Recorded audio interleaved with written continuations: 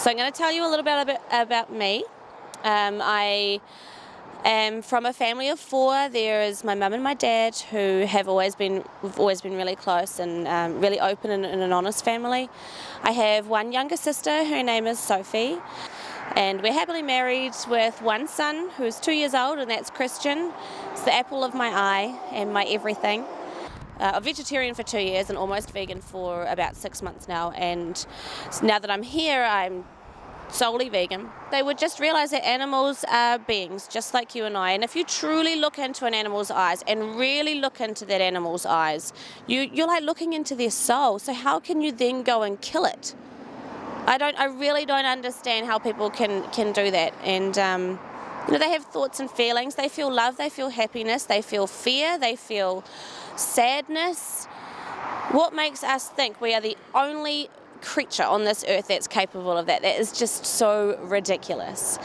Humans, we really are destroying the world as far as I'm concerned, but there are a really a small amount, a real minority out there that really are trying to fight for animals, and it's hard. I mean, I wish animals would understand that we're not all cruel, we're not all awful, and I'd like to tell Lolita that, so that she knows we're not all beasts, basically, because humans are ugly.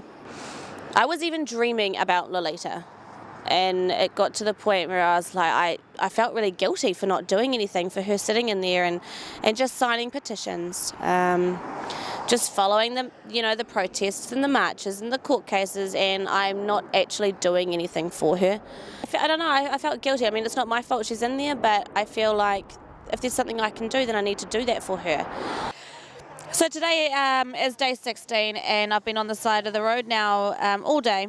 I really feel disgusting and dirty, and it's only been a day since I had a shower. You would never guess. There's grit and crap all over me. My clothes are all disgusting, and I feel like an utter mess, to be honest. And I'm guessing that's how Lolita feels. She's swimming in this tiny pool. She wheezes in there and she poos in there, so she's literally swimming in her own excrement. If she's out in the ocean, that water for her is so clean and it's beautiful. She can swim around, she can feel clean, whereas in that pool is like this bath, and once stuff comes in, it doesn't go out, and it's just disgusting. So she must feel really gross, and I feel really sorry for her having to put up with that, because I can't wait to go home and have a shower, and she can't have a shower. She can't get any crap off her. And I don't know how many times they must apply her sunblock a day, because I've been applying it every 10-15 minutes because the sun is that hot and it's that burning.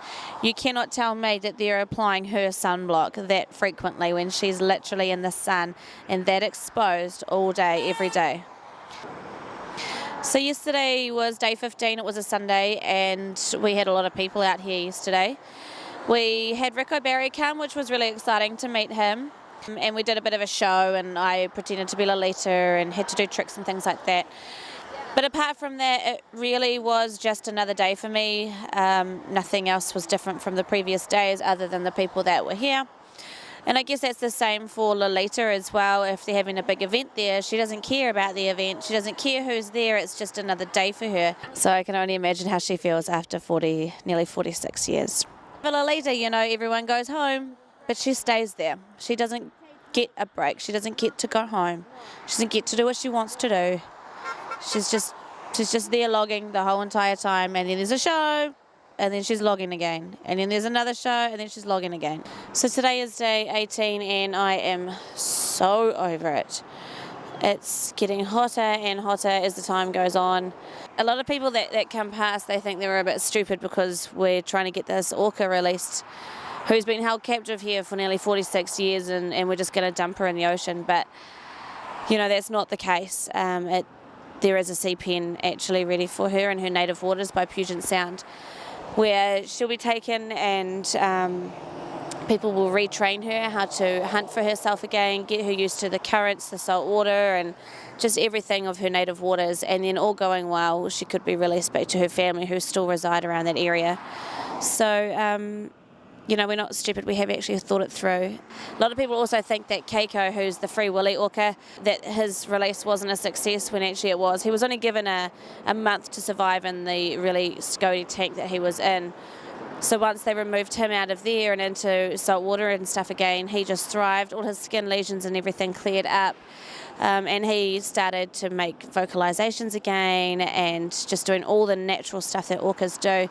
And that was back, I don't know how many years ago. So if Lolita was to be released tomorrow, that would be even more of a success, because we do know where her family is, which would have an awesome impact as to how she does survive.